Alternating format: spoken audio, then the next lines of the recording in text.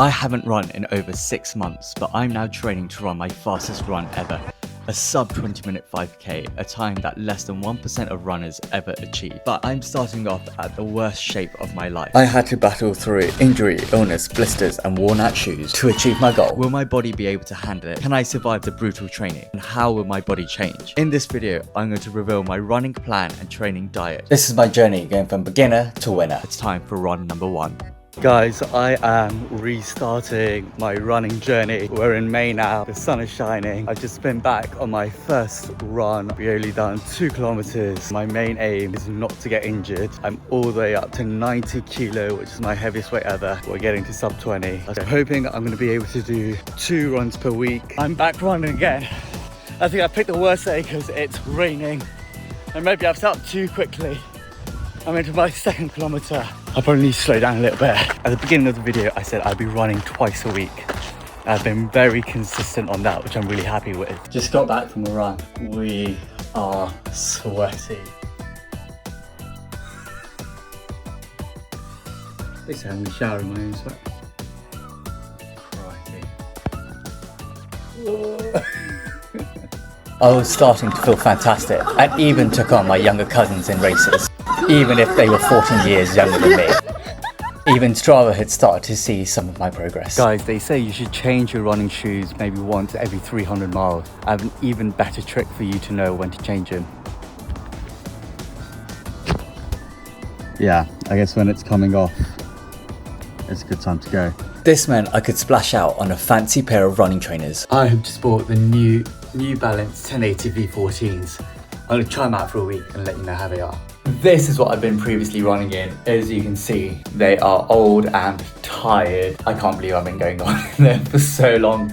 They are knackered. I just want to point out that this is what my old pair of previously white shoes looked like, and these are my new pair. For context, I've probably done over 600 miles in these. These shoes were literally falling apart. First time going for a run, let's do it. But after all that progress, things were about to come crashing down. Guys, I don't know what's happening, but my body is entirely breaking down on me. I've had knee injury now for about, I'd say 10 days, and it just hasn't improved at all. I've not been able to run. I've been missing out on 2 runs for the first time, which is a bit annoying because I've been on a 20-week streak of running. It's a bit of a shame. If my body hurts, I tend to know that I probably should give it a bit of a rest and I don't worry about it too much. Today, it's Saturday. I normally gym, then go for a run. That always takes most of my day up, but sort of have the whole day to myself now to do whatever. I've got to find something fun to do. And things were about to get even worse. Guys, I am ill. I haven't been to the gym at all this week. I still have my knee injuries. I've basically not run in coming up to 3 weeks now. Feels like quite a long time without being able to go to the gym, without being able to get steps in, without being able to do cardio, sort of taking it easy. I'm currently just resting up, sort of complete deload week, both physically and mentally, just whilst I get better. In and out this week, that's part of life. It's how these things work. And I guess if I'm injured, I might as well be ill at the same time, and hopefully that means I'll be ready and ready to go once I'm feeling better. It has been a couple of crazy months. It's been months. It's been 2 months since I updated you about that knee injury. I'm still not running yet. I was ill for a while, and so basically over the last 2 months I've really not made any progress at all, which isn't really where I want to be. It's freezing outside. There's frost. It's about 1 degree right now, but it's a beautiful morning. It's been about 2 months since that injury started, and unfortunately the injury is still going on. Can't really walk all that much. I haven't been able to run. Of course, that's a huge disappointment to me, particularly on the running front, where I was making huge amounts of progress, particularly towards my sub 20-minute 5k goal. I haven't hit that this year. I won't hit it this year. I'm not even sure if I'll run again this year. So I'm a little bit disappointed by that. I had been going to see a physio. We think it is a meniscus injury. I've got some really good news. I went to see my physio and I have to go ahead to start running again. Here's a video for me on the treadmill doing 10 minutes as slowly as I can, but we are back at it and I'm really pleased about that. I'm really looking forward to making some more running progress. My injury meant that my left quad got much smaller than my right. This is something I had to fix. And the best way to do that was to restart training my legs with heavy strength training. This was based on free weights and machines. This was actually a massive relief for me because I've always loved strength training and I finally got to do it again. This was the next step after my physio and rehabilitation. I needed to build stronger legs so they could take on the load of running. That is 3 sets of squats done. I'm already exhausted. I've just started my workout. We are now going straight into hip thrusts. And with every training session, I was ready to start running outside again and start pushing hard. And after all that hard work, I was finally allowed to start running outside again. And I saved that for a very special trip I made to New York to visit my friend. One of the best ways to see a new city is to run around it, and the scenes of New York are absolutely glorious. So what a perfect way to restart running, and that gave me the motivation to hit the hard stuff as soon as I got back.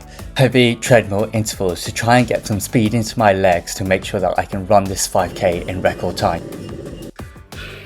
And seeing all the amazing London marathoners smash their marathon day was another piece of inspiration I needed to keep going. And shout out to Chris Howitt and Andrew Russell, 2 of my favourite YouTubers, and Andrew Russell is definitely a great one to watch if you're into running. Over time, I was able to update my training plan and I was running less than 20 kilometers a week. I was doing 1 easy run, 1 treadmill interval and 1 negative split per week. I took the opportunity of being fit again and I was slowly approaching the fittest I'd ever been. And I was planning my biggest challenge to see if I was ready to run my 5k. You can see I'm a little bit sweaty. I have done 10 weeks of running, 10 weeks running outside, running roughly about 2 times a week. We're in a good rhythm. I've just done 3k at 5-minute pace. I think we are getting somewhere soon. I think we are leading up to where we need to be. I had a really special moment yesterday where I actually couldn't remember which leg was injured. I was trying to figure out whether it was my left leg or right leg. So all of that physio I did, I'm really grateful for because it has really sorted me out. And I can run without any pain in my knee. There's no residual fatigue, nothing. I'm ready and raring to go. I really got locked in on my diet and I focused on having a high protein diet with 2,500 calories a day with plenty of fruit and veg. This helped me lose over 22 kilo during this time period. And I went from looking like this to the best shape of my life. So I'm heading out for what feels like my biggest run. If I get this run done, I think I'm going to be ready for my sub 20. I'm doing 18k at a pace of 4:30. Into a nice weather now. Let's keep going. Feeling easy. I'm gonna have to see when I get to the end. It's time to focus on locking. 18k done at a 4:30 pace. I definitely slowed down towards the end, but we got it done. I made up some time on the way. I really needed that run to go well, to give me the confidence to say that I can do a sub 20. I think this is a really good part of my running plan to get me there. We did it. I am just gonna amble back, maybe get myself a cheesecake to refuel, make sure I'm eating enough to recover. It feels great to feel like I achieved something today. I'm trying to speak a bit louder because I've just seen how quietly I'm speaking clearly. I've got no energy left. Time to recover. After all the progress I was making, I knew it was time to try my sub 20-minute 5k run.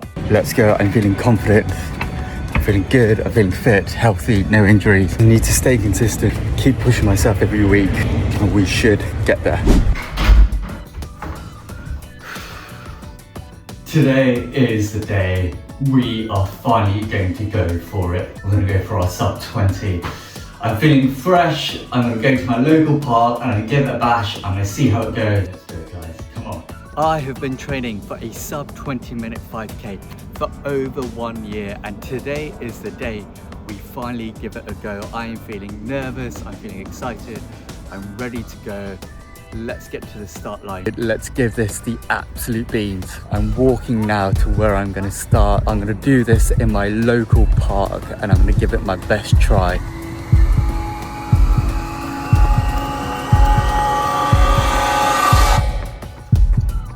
I've just done sub 20, 1938. Me. So after miles and miles of running, I finally managed to get it done. I was so pleased, but you can see at the end of the video, I was absolutely dying and I couldn't even get the words out of my mouth. It's been a couple of days since the run and I'm still recovering. I felt awful afterwards. It was absolutely worth it. I am going to continue with my running journey and see how much better I can get as a runner and also as a lifter. If you have enjoyed this video, please like and subscribe.